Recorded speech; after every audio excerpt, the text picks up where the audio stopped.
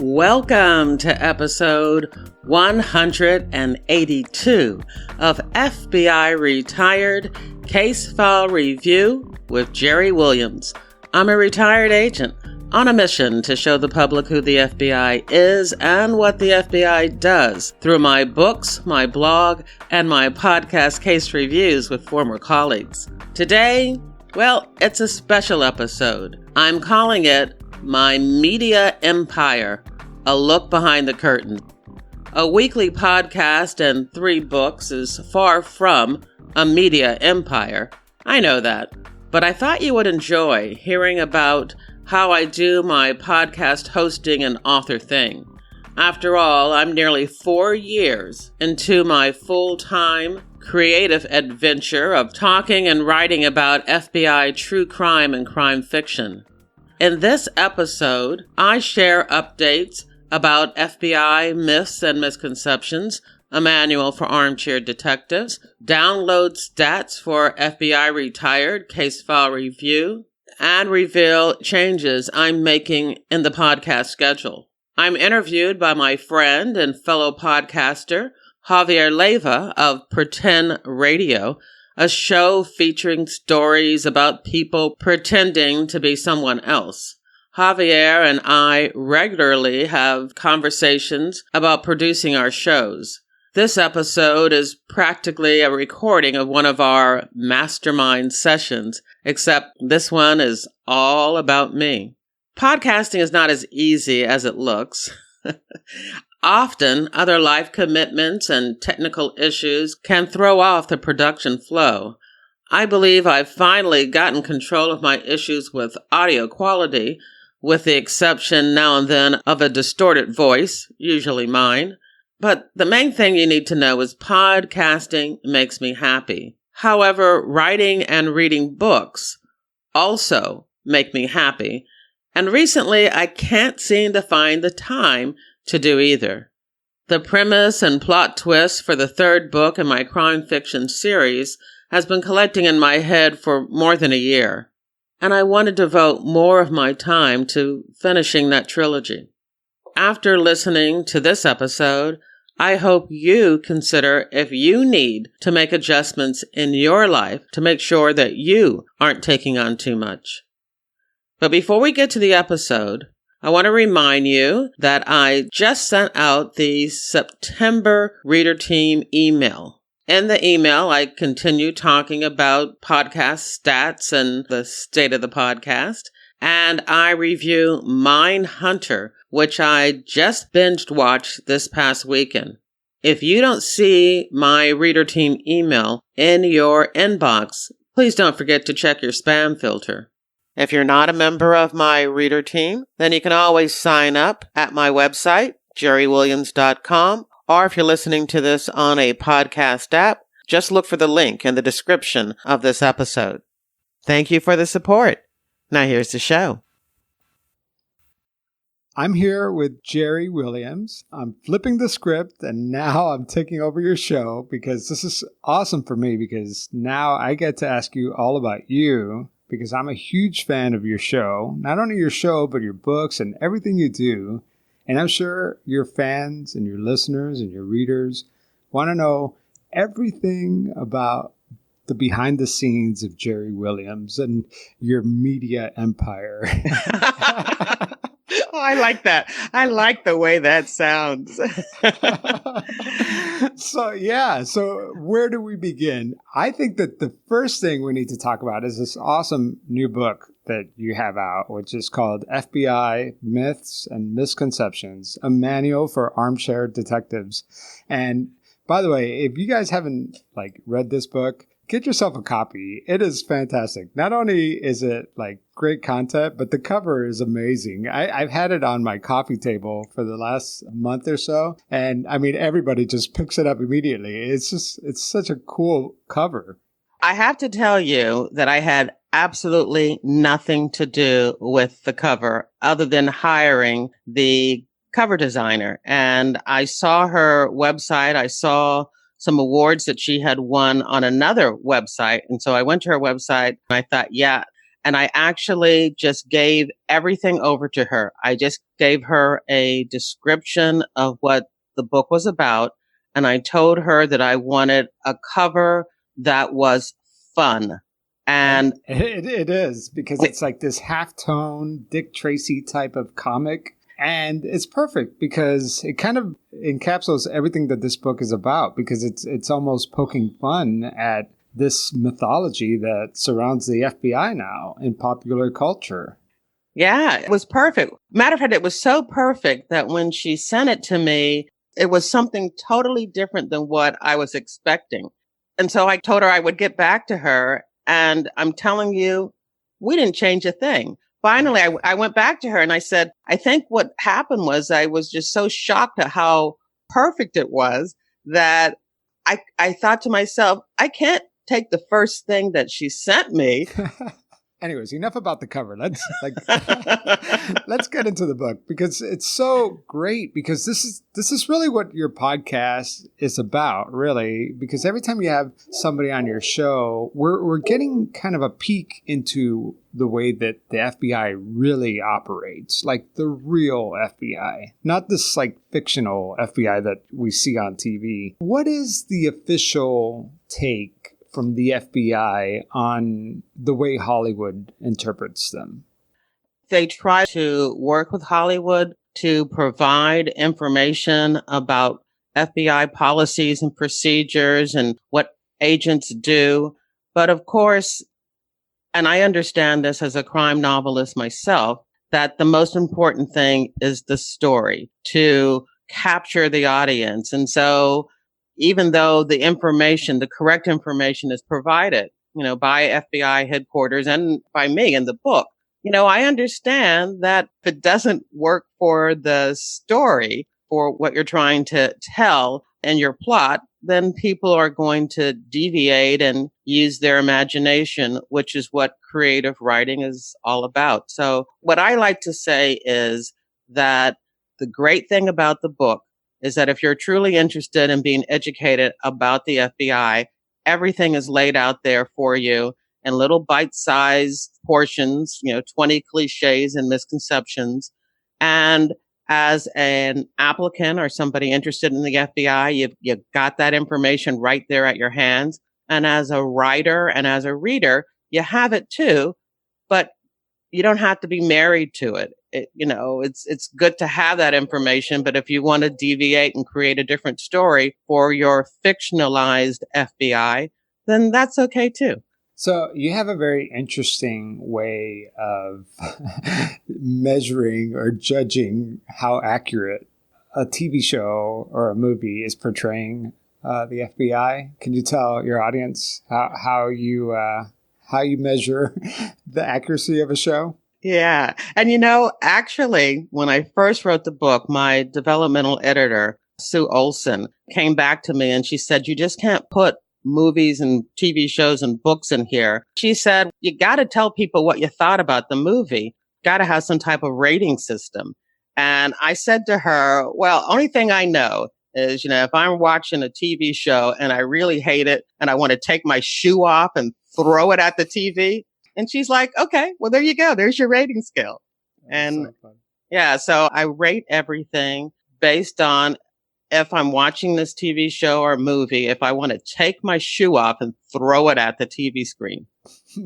I love that, because, we all want to do that every now and then. And I would imagine it is frustrating for an FBI professional, someone who's been behind the scenes, to actually see Hollywood take shortcuts. But at the same time, I know you realize why they take shortcuts, and we'll get into that. But one of the shortcuts that Hollywood takes a lot, and I want to talk about this, is there's this narrative now that, when the feds come in, they take over, move over local cops. The feds just came in. That's like a narrative that we see over and over and over again. Yeah, I remember that. Yeah, I remember that in Die Hard. Remember? Yeah.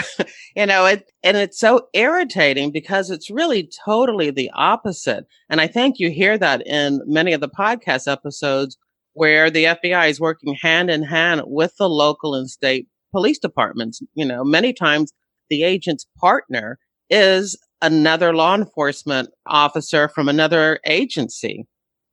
Yeah, it's like a trope that now just it gets reinforced to the point where it's become like fact, right? Like people just assume that it's real, but and you have all sorts of examples of like things that are not real. And one of those things that the public probably perceives as an everyday job for an FBI agent is chasing serial killers. And then you talk about that, right? In the book, that maybe that's not as common as we think it is. Right. And it can be done on the field agent level, again, working hand in hand with the local police department because, and we get into this in the book too, murder is a state crime in most instances. And so if the FBI is going to be involved in a local murder, they're working that case with the local or state detective as the lead. And when it comes to chasing serial killers on most, movies and most books, they have the FBI profiler as the person who does that. And in most cases, the profiler is back at the FBI Academy going through files and acting as a consultant, trying to find ways to help either the FBI agent or a local or state detective solve an unsolvable, what appears to be an unsolvable case. That's their role. It's very important, but they're certainly not running down a dark alley or in a dark basement trying to hunt down serial killers. That's not what they do. But serial killers have captured the imagination of so many people. I mean, it's something that, people are obsessed about it. I remember, right now, Mindhunter is such a huge show, but the book that inspired it, I remember reading it as a kid in high school. And, while some kids were obsessed with Greek gods and mythology, I was obsessed with serial killers, and they're almost the same, right? They're these godlike monsters that, right. And there's this obsession about it, but the FBI plays such a central role in that. And tell me about the book and the series and your take on it. Yeah, well, actually, I have to say that my son, Chase, is also obsessed with serial killers. As a matter of fact, probably the only episodes that he listens to on my podcast are the ones about serial killers. And I can tell you the interview that I did with Dan Kraft, who interviewed Jeffrey Dahmer 4 times, is one of, it's excellent. It is one of my most popular episodes. It's right up there with some of the other ones, which will, I hope we get a chance to talk about also. So serial killer fiction, dramas is its own genre right now. And people are just fascinated with the topic. And I'm not that much into serial killers. I do love Mindhunter. I do love that show. It's one of my favorites. People ask me who my dream guest would be. And it certainly would be John Douglas. Now, I've emailed him. We've communicated over email. He explains to me, that he's very busy. But one day, I hope to have him on the show. I also have a copy of his book, and I just love to talk to him, more about, his FBI career and the cases and his thoughts about all of this. I think that would be fascinating. But my initial dream guest was FBI Director Louis Freeh, and I sent him a beautiful handwritten letter. I had photos of him and I together because he was the guest speaker at the Philadelphia's celebration of the 100th anniversary, and I was the organizer. And so I spoke to him directly and, worked with him on, what we wanted him to talk about. And so I have a picture of him with me all dressed up and, all kinds of little things I put in this letter to really entice him. And unfortunately, I got a letter back from his people saying that he wouldn't do it. So I was just trying to find him on Twitter to see if we could all get together, all the listeners, that just bombard him with messages like, get him on the show. There was an acting director, but he is the only director that had actually been an FBI agent before they became a director. And so he's the only one that I would really ask to be on the show because I only interview former and retired FBI agents. So, Louis, please. But if Louis won't do it, then again, my second choice would be retired agent John Douglas from Mindhunter. So, yeah.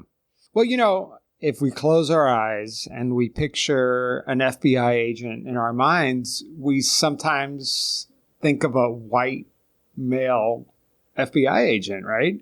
And that's one of the myths that you try to tackle in this book, because you are not a white male FBI agent, and talk about like the diversity in the FBI or the lack of. Yeah, so the FBI, and as well as any law enforcement agency, should reflect the community for which it serves. And I really know that the FBI has tried to encourage more women and more minorities to join the FBI.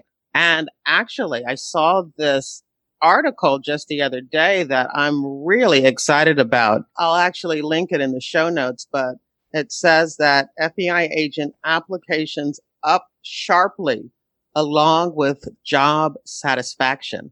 And they have been receiving triple the amount of applications that they've received in other years. And the number of women and minority applications has increased also. So that is encouraging.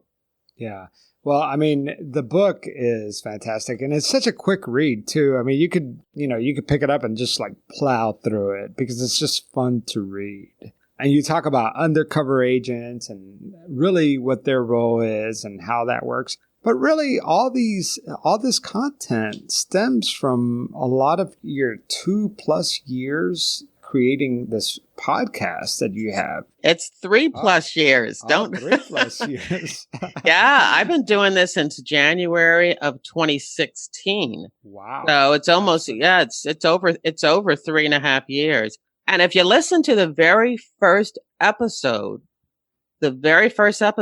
I talk about discussing the FBI in books, TV, and movies. So from the very beginning of when I created this, I knew that this was going to be what I wanted to create as my area of expertise, that I was going to be gathering these cliches and misconceptions and busting them. But I did not know at the time that I was going to write a nonfiction book about the topic because, you have so many hours of material and your podcast is amazing. So let's brag a little bit about the podcast. Okay. How many downloads do you have so far? Because I bet your listeners have no idea. I am close to 3 million downloads. Wow. So officially it's 2.7 something, but I get about 80 to 90 downloads a month. And so by the end of the year, I should be at 3 million. And yeah, that's mind-boggling for me. Mind-boggling.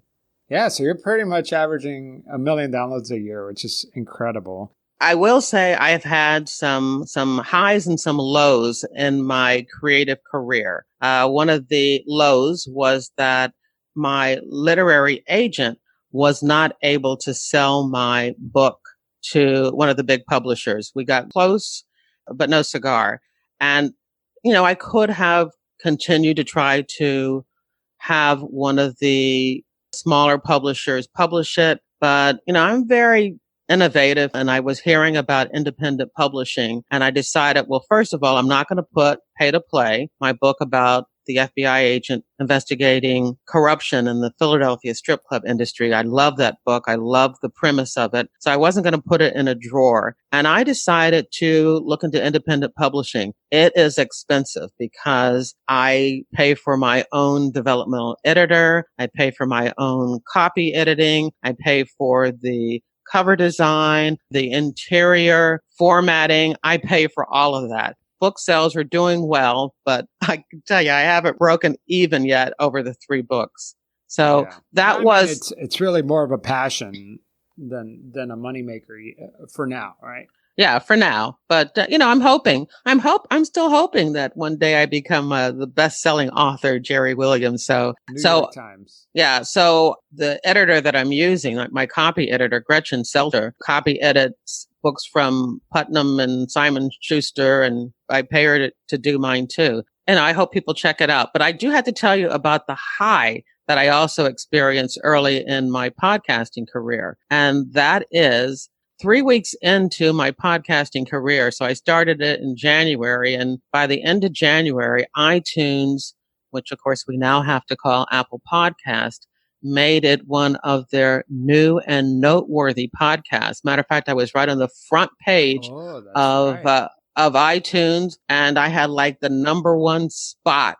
And my downloads went, initially just trying to talk to friends and family, went from a couple of hundred to like 25,000 downloads. Oh my God.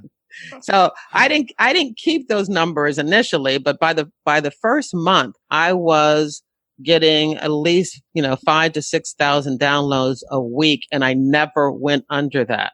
And so, and now I'm getting 25,000 to a week, 20 to 25,000 a week. So I've actually been able to grow the podcast. People jumped on the podcast from the very beginning. So I do want to acknowledge that again, I've had some highs and some lows in my creative career of being an author and a podcaster, and I'm living the dream.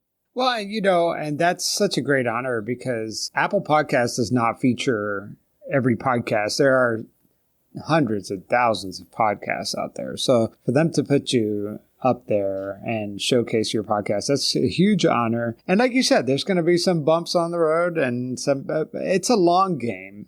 This thing that we're doing. Yes. I don't know exactly what we're aiming for, but it's a long game.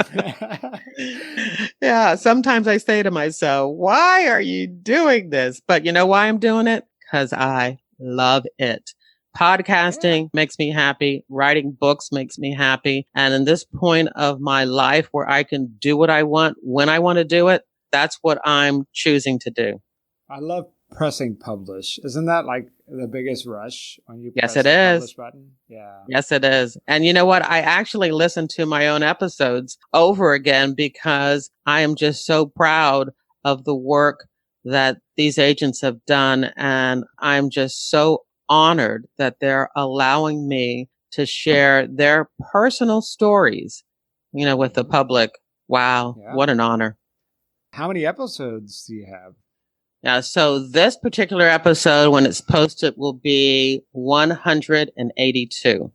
Wow, that's amazing. And and out of 182, I'm sure you've lost track of like specific episodes. But which one stands out? Like, which one is the one that you're most proud of? Because I get asked that all the time too, and that's a hard question for me to answer because they're all my favorite, or the last one's always my favorite. But I'm going to ask you because I think it's only fair. Okay. Yeah, right. Okay. Before I answer the question, though, I'm going to tell you what the listeners' favorites are. Okay. Let's do Okay. And this is in no particular order, but, and I had already mentioned that episode 132 with Dan Kraft talking about Jeffrey Dahmer. That's definitely one with high download numbers. Ed Morales, who was the FBI agent hero in the Miami shootout. Excellent. Yeah, his episodes are 118 and 119. That is also a listener favorite. It's one of my favorites too. Yeah, the Madoff episode with Keith Kelly, episode 35, the Unabomber episode, not only what's the numbers? I think there are 55 and 54 or 55 and 56. It's a 2-part episode. And that is with Max Knoll. And also I did one early on with Jim Fitzgerald, who was the forensic linguist on that case. And his episode is definitely one that's downloaded often. And a strange one is really a favorite, and it is Bob Hammer. And Bob is a novelist. Matter of fact, he's done a number of books with Oliver North. And his episode number 65, where he talks about going undercover as a member of NAMBLA, which is the National Man-Boy Love Organization. So he went undercover as a pedophile. That one people are listening to. And that was really one of my most difficult ones to do and to hear. But those are just a few of, and Greg Coleman, the agent Greg Coleman, who I interviewed about his investigation of Jordan Belfort, the Wolf of Wall Street. That one is also very popular. So those are the fan favorites, right? But what is Jerri Williams' favorite episode? Well, of course, they're all my favorites. But the one that really signaled to me that this is more than just podcast episodes, this is something that really showcases the FBI, were the episodes that I did with retired agent Eddie Fryer on his investigation of the abduction and murder of Polly Klaas. And that's episodes 57 and 58. And just thinking about that episode, during the episode, Eddie is so emotional that he breaks down and cries. And I follow right along with him. And it's not like you can hear us in the episode, sobbing, but there's just this silence. You could feel it. Oh, it was just unbelievable. And so Eddie Fryer takes me back to that room where he is just burnt out and overwhelmed with the sacrifices that he and the other investigators, state, local, and federal, are making, trying to find Polly and bring her home. And he just gets to a point where his body just shuts down, and he's talking about that, and you can feel it, And so when people talk about investigating cases and trying to get an understanding of what it's like to be not just an FBI agent, but an investigator working on these type of cases, that one was the episode where I said to myself, wow, I can't believe that he is sharing this personal side of him with me, and that I get the opportunity to share this with listeners, with the public. And that is what I love about this show, because it's so real. A lot of podcasts out there are what I consider regurgitation of other sources of media. It's like fancy book reports where people just read other news articles and magazines, and they just, kind of rehash it. Your show is not like that. Your show is the real deal. I mean, it is so authentic. I mean, there's no other place like it where you're getting real FBI agents to tell their stories. And you know what? I have a feeling that Hollywood is also listening to your show. I told you when we were doing this interview, which, you know what, we should have set this up by talking about how we know each other and the fact that we do this conversation on a regular basis. How did we meet? You contacted me, right? Yeah, actually, I don't remember. Oh, no. I know how we met, but I can't remember who contacted who first, because we both ended up doing the same story around the same time. And it was a story about the undercover agent, Mark Ruskin. He had a book called The Pretender, and you and I both interviewed him around the same time. And I think that we were curious about how we did the story. So we checked out each other's episode and we got in contact. I don't know who reached out first. But ever since then, I mean, we've had these what we call mastermind conversations where we get on the phone and we just talk, right? And we talk shop. And it's awesome. I love it. I think I benefit more from this relationship than you do, Jerri. Oh, I don't think so. I don't think so. It's just a great opportunity to talk about, and I don't want people to pull out their violins, but just the struggles and, the the trials and tribulations of putting together a podcast, especially for me as a weekly podcaster, and even for you, because I mean, you have a day job. And so putting together your episodes still, it's a time commitment.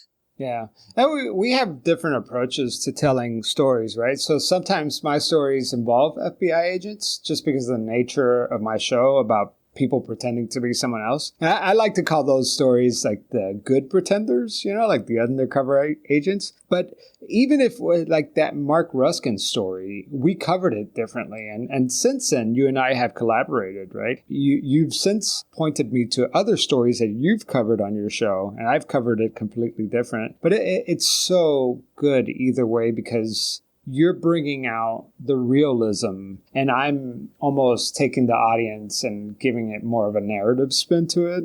But I also believe that other people, other creative people are probably listening to these real life stories that you're putting out there and maybe coming up with their own stories, whether it's fiction or a Hollywood series or something like that, because there's so much inspiration just from your entire catalog.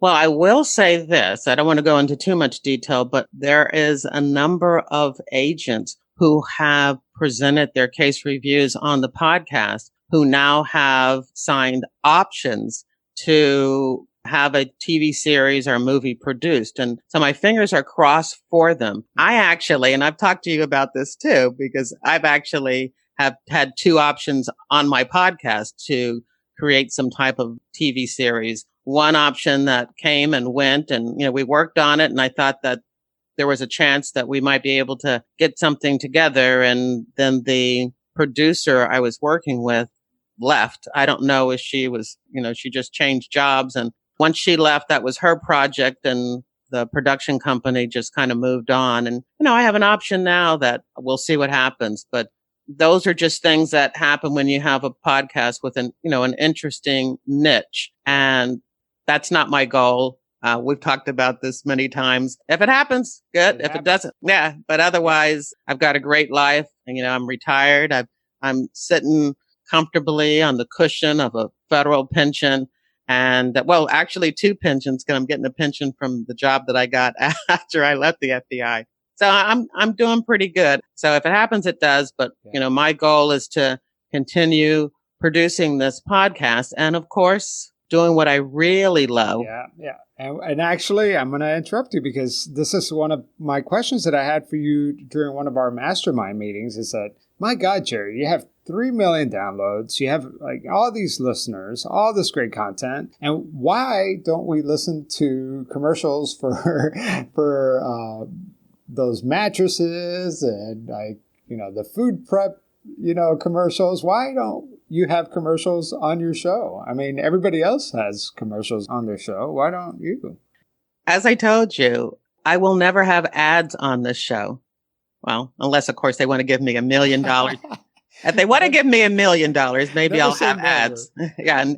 But it's just not, these aren't my stories. These are the stories of the special agents that lived and sacrificed and worked hard on them. And so I don't want to make any money directly from them telling their stories. I know I just don't feel comfortable having ads on the show. Of course, I have a derivative product from the show, and that, of course, is the book and the audio book. But directly from people telling and sharing their personal stories, I don't want to make money off of that. And, I have enough monthly downloads in order to, support an advertiser coming on. And, I get contacted every now and then, but I'm not interested. And I'm not interested in Patreon account again, because I would rather have listeners who have money to support podcasters, give it to other podcasters who are trying to do this as a full-time job or hoping to transition to doing this as a full-time job. If you want to help me out, if you want to support me, then buy my books. That's how you can support me. Because if somebody were to ask me, to describe myself in my creative work, I say that I am an author and podcaster. I'm an author first. I love this podcast. I will continue to do this podcast for as long as I can, but I also love, love, love writing books. So again, if you want to support me, you don't have to worry about me putting any ads out or asking you to support me on Patreon. I'll tell you what, take the money that you would have given me and give it to Javier and pretend. Oh, no, no pity money. Well, all right, yeah. all right. Let's get this show back on track. All right, here we go. Back. Let's back this thing up. All right, I want to back this conversation all the way up to like, how does somebody go from being a former FBI agent to being a podcaster? Because those are like different skills. And I think that your audience is probably wondering, how did you connect that gap? Like, how did you fill that gap? That is a good question. Now, of course, remember the last 5 years of my FBI career, I was what they call the media coordinator or the spokesperson for the Philadelphia office. And not only do I coordinate the media connection with the FBI answering questions, but also I was really like the public affairs person. And so I helped create and produce creative ways of introducing the FBI to the public. And one of the things I did is during our 100th anniversary celebration, the FBI was 100 years old in 2008, the year that I actually retired. But before I retired, I coordinated the Philadelphia office's celebration of that and created, with the help of JJ Claver, who was also on the podcast. We produced our own film of retired agents talking about their career and some of the biggest cases in Philadelphia. So I had already done something like this, before I even retired from the FBI. That was a wonderful film. And the great thing about it is many of the agents and administrative employees of the Philadelphia FBI office have passed away. And so we have those memories of them. And I feel really proud about that. But I had already, and so I had already done that before I even thought about doing a podcast with the same kind of subject matter. Then I retired from the FBI, and for 7 years, I did the same type of thing, media coordination and public affairs for SEPTA, which is the Philadelphia Transportation Authority. And so, I had my staff writing narrative stories about what was happening at SEPTA and doing little videos and things like that. So I had that in my skill set. And so when I wrote my first book, which is Pay to Play, which I started before I even left the FBI, I got a literary agent, one of the largest literary agencies in the country, Curtis Brown Limited. And one of the things that they want you to do as they're out there submitting your book to major publishers is to start building your platform. Who are you? How can you help the publisher market your book? And so I got my own website. I worked on that and created that and figured I would blog. And then I thought, oh no, since I'm so used to talking and I've done public speaking, I could do something even easier. That's, no one finds this as funny as I do. Yeah. But instead of blogging, I'll just do a podcast, because I was listening to podcasts at the time. And I thought, I know all these agents. I am a member of the Philadelphia chapter of the Society of Former Special Agents of the FBI. I have been their vice president. I was acting chair, and currently I'm the secretary. So I have all these resources. And so I'll just do a podcast where I interview retired agents.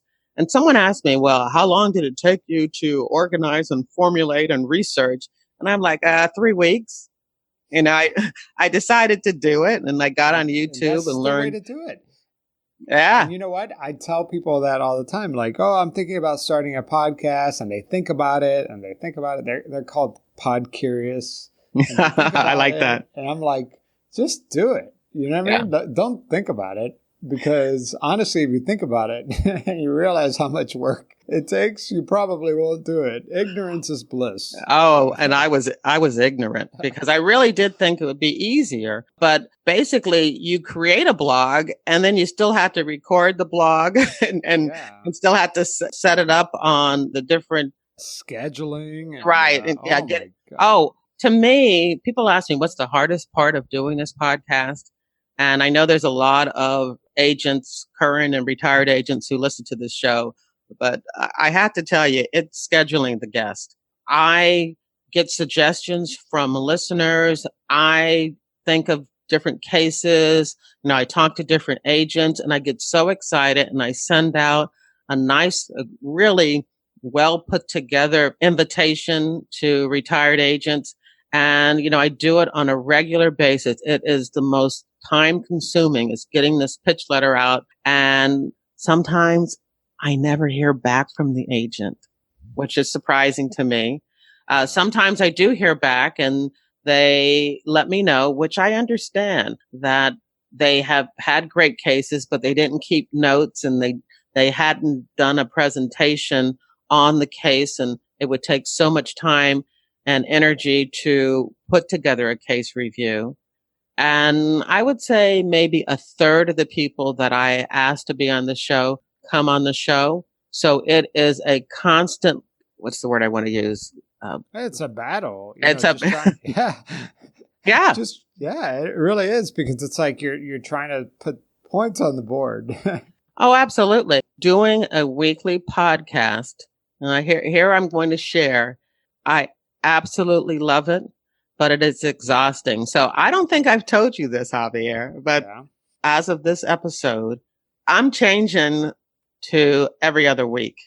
Yeah. I don't blame you. I don't know how you do it, because because every week I cannot even imagine how you go on vacation, and tell the listeners how you plan for vacation, because people don't realize that one year your daughter was getting married or something like that, or your daughter had a baby and you still released and you were planning around all that. So tell people how much sacrifice you're making just to meet this deadline, self-imposed deadline, by the way. Not even advertisers are holding you to it. Yeah, it's just me. But you know what? I did that my entire career. And I think a lot of FBI agents, we're all type A personalities, and we have these unrealistic expectations and goals that we set for ourselves, and we don't want to fail. And so for me, if I say it's a weekly podcast, then I'm going to put out a weekly episode. Now, most of the time, it is not a big issue because I stay so ahead of myself that I always have at least a month worth of episodes on the shelf. So if I interview somebody today, they know that their episode is not going to actually be posted for a month from now. And here's my confession, over the last month or so, I just kind of burned myself out. Yeah. But guess what? Guess what? I kept putting out that weekly episode.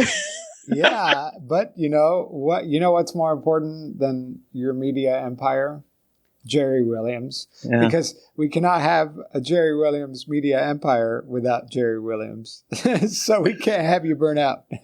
And I'm sure your audience will understand that every other week, and all the work that you put into this and everything that you create for us, and we really do appreciate it. And we love it, and we're going to keep listening. So I can speak for your audience that you deserve the break, and you've given us 3 years of great content and 3 awesome books. And I cannot wait to see what else you have cooking and how many other FBI friends you haven't told us about. Well, I think when I was reevaluating all the stuff that was going on, the main motivation for me realizing that I needed to switch from weekly to every other week is my desire to do the 3rd book in my crime novel series. I am so excited about this book because, of course, it's going to be about fraud and greed and corruption because that's the main focus.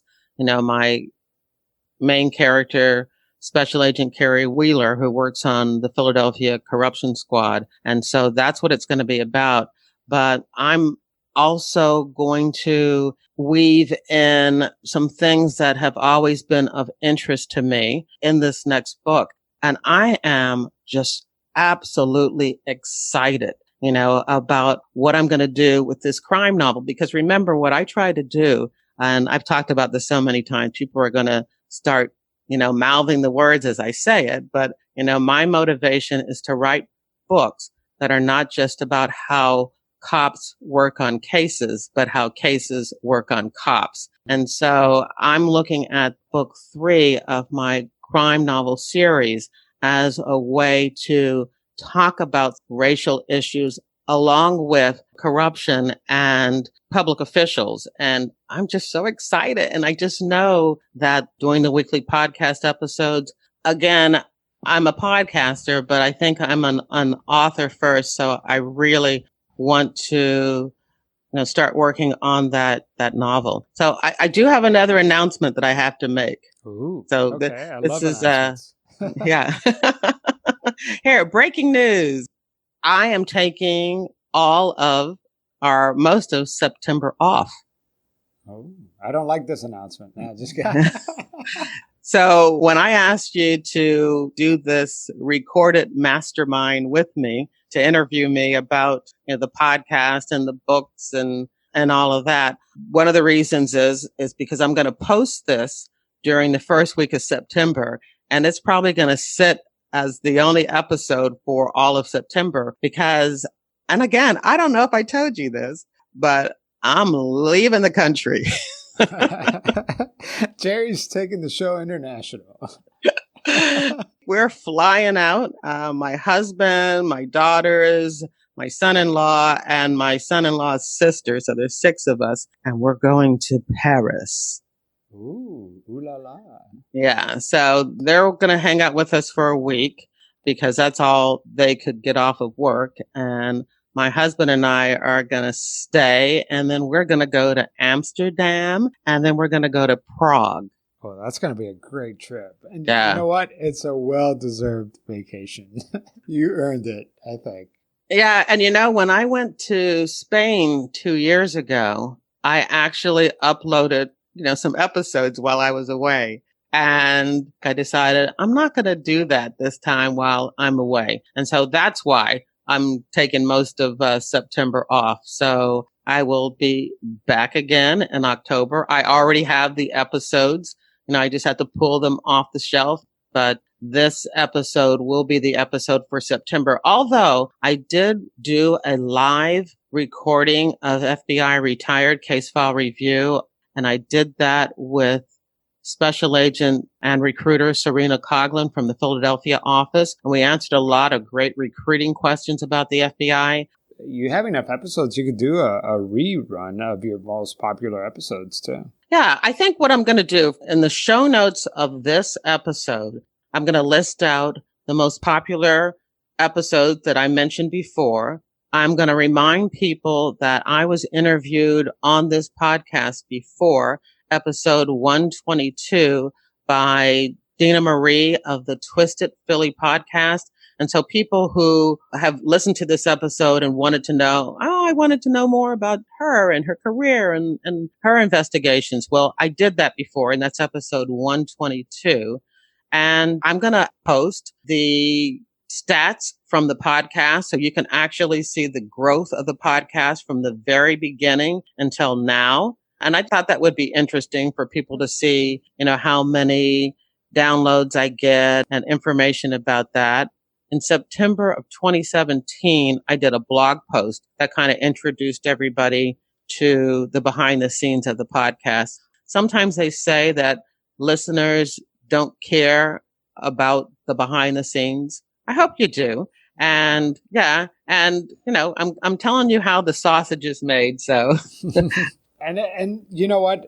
I think it's really interesting because there's a lot of work that goes into getting these interviews and the relationships that you built over time and the experience that you bring to the table. You are one of the few experts out in this medium right now. Your show should be celebrated. It is fantastic. And your book is incredible. So I hope everybody runs out and gets the book. Tell us where to get FBI Myths and Misconceptions. Well, it is available everywhere books are sold. So, of course, Amazon is the big dog in book sales, but you can get it at Barnes & Noble. You can get it at Kobo, Google Play, ebook, print, hardback, and the audiobook could possibly be available when this episode comes out. It's being uploaded by the recording studio, the audio engineer that I was working with, but it takes a little bit of time before Amazon actually approves it and has it available for sale. The audiobook will also be available at other venues such as Google Play, but I don't know if I'm going to have time to upload those files to those platforms before I go away on my trip. But so the book is available wherever books are sold. Well, that's awesome, Jerri. Well, thank you so much for letting me interview you and take over your show for the day. This has been so much fun for me. Yeah, it's been great for me too. So we will schedule our next mastermind for October, and that one we won't record. I do have some fun stuff to tell you, so for our October meeting.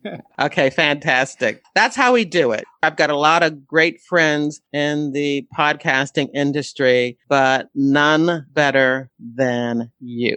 Oh, that's awesome. And I hope you have a great trip in Europe, and I hope it's relaxing and enjoyable and you have some good food and good times with your family. And we'll be here waiting for you for the next episode and reading your book, catching up on some of the greatest hits.